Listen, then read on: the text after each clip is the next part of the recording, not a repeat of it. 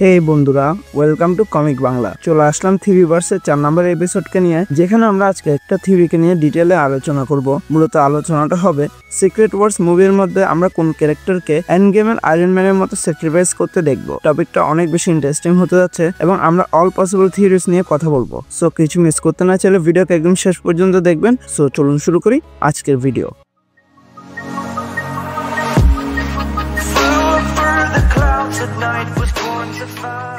2008 সালে iron man movie আসার পর মার্ভেল সিনেম্যাটিক ইউনিভার্সের যাত্রা শুরু হয়, যার সাথে ইনফিনিটি সাগাও শুরু হয়ে যায়। অ্যাভেঞ্জার্স ইনফিনিটি ওয়ার এবং এন্ড গেম মুভিসের মাধ্যমে এবং টনি স্টার্কের আলটিমেট স্যাক্রিফাইসের কারণে ইনফিনিটি সাগার একটা প্রপার এন্ডিংকে আমরা দেখতে পাই। তাহলে আমাদের মনে হয়তো এই বিষয়ে প্রশ্ন উঠতে পারে, সামনে আরেকটা সাগা শেষ হতে যাচ্ছে, অর্থাৎ মাল্টিভার্স সাগাও শেষ হতে যাচ্ছে। তাহলে ওই সাগার আলটিমেট স্যাক্রিফাইসটা কে করবে, কে একটা পারফেক্ট এন্ডিং ডিজার্ভ করে? দেখেন, আপনাদের মনে অনেক ক্যারেক্টারের নাম আসতে পারে, তাই আমি চেষ্টা করবো ওদেরকে নিয়ে থিওরিটা বোঝানোর। সো প্রথমে আমরা যে ক্যারেক্টারকে নিয়ে কথা বলবো সেটা হচ্ছে হাল্ক। হাল্কের যাত্রা এমসিইউর মধ্যে টনি স্টার্কের সময় থেকে হয়েছিল, অর্থাৎ 2008 সালের দি ইনক্রেডিবল হাল্ক মুভির মাধ্যমে, যেটা হচ্ছে এমসিইউর মধ্যে একমাত্র হাল্কের সোলো মুভি। এরপর 16 বছর কেটে গেল, আমরা হাল্কের কোনো সোলো মুভিসকে দেখতে পাই নাই। কিন্তু মার্ভেল তাদের মাল্টিভার্স সাগা শেষ করার পর নতুন যেই সাগা শুরু করুক না কেন, মোস্ট প্রবাবলি তারা মিউট্যান্ট সাগা শুরু করবে।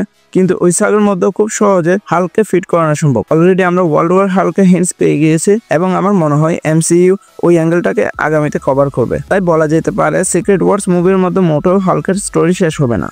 সেকেন্ড যে ক্যারেক্টারকে নিয়ে কথা বলবো সেটা হচ্ছে স্পাইডারম্যান। অনেকে ভেবেছেন স্পাইডারম্যানকে সিক্রেট ওয়ার্স মুভিতে ফাইনাল গুড বাই দিয়ে দেওয়া হবে, কিন্তু অলরেডি আমরা জানি ভেনম দি লাস্ট ডান্স মুভির পর সনি সহজে স্পাইডারম্যানকে যেতে দিবে না, আর এমসিইউ সহজে নাল স্টোরি আর্ককে শেষ করতে দিবে না। হ্যাঁ, যদিও কেভিন ফেগি বলে দিয়েছেন নেক্সট স্পাইডারভার্স মুভির পর মাইলস মোরালেসকে লাইভ অ্যাকশন মুভিতে ইন্ট্রোডিউস করে ফেলা হবে, বাট আমার মনে হয় না টম হল্যান্ড স্পাইডারম্যানের স্টোরি সিক্রেট ওয়ার্স মুভির মাধ্যমে শেষ হতে যাচ্ছে। এবার যে ক্যারেক্টারকে নিয়ে কথা বলবো সেটা হচ্ছে ডক্টর স্ট্রেঞ্জ। সিক্রেট ওয়ার্স মুভির মধ্যে ডক্টর স্ট্রেঞ্জের আলটিমেট স্যাক্রিফাইস করার পসিবিলিটি 50-50। মার্ভেল ইনফিনিটি সাগা শেষ হওয়ার পর পুরো মাল্টিভার্স সাগা হওয়ার পিছনে কিন্তু ডক্টর স্ট্রেঞ্জের ভূমিকা সবচেয়ে বেশি।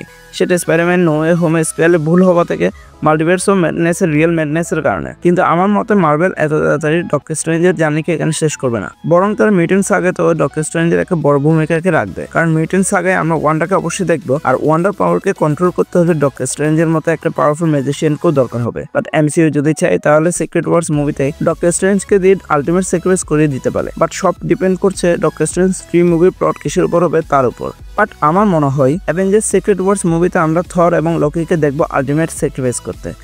লোকের ব্যাপারটা তো আপনারা আই হোপ বুঝে গিয়েছেন, সে যেহেতু এখন মাল্টিভার্সকে নিজের হাতে ধরে রেখেছে, তাই মাল্টিভার্স সাগা শেষ হওয়ার একটা পসিবিলিটি তার হাত দিয়ে হতে পারে। বাট আমার মনে হয় লোকি তার আলটিমেট স্যাক্রিফাইস করে ফেলেছে অলরেডি। যে ক্যারেক্টার কখনো একা থাকতে চায় নাই, সে তার একাকিত্বকে স্যাক্রিফাইস করে আজীবনের জন্য একটা জায়গায় পুরো মাল্টিভার্সকে ধরে রাখার বিশাল ডিসিশনকে নিয়ে ফেলেছে। আর রিসেন্ট টাইম বাংলার অনেক বড় বড় ক্রিয়েটার্সরাও এই বিষয়ে ভিডিও বানিয়েছে, চাইলে ওগুলো চেক করে নিতে পারেন।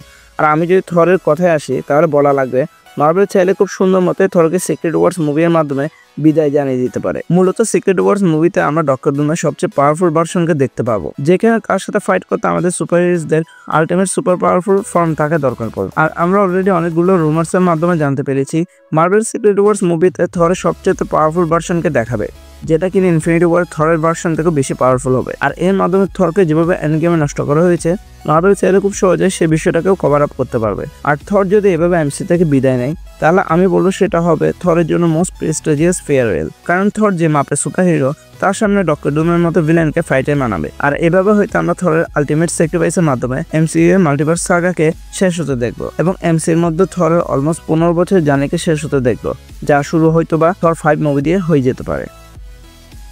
সো এখানে শেষ হলো আজকের ভিডিও কেমন লাগলো কমেন্ট করে জানিয়ে দিতে পারেন। ভালো লাগলে লাইক অ্যান্ড শেয়ার করিয়ে, চ্যানেলে নতুন হয়ে থাকলে চ্যানেলকে subscribe করিন। Thanks a lot for watching guys. দেখা হবে পরে কোনো ভিডিওতে।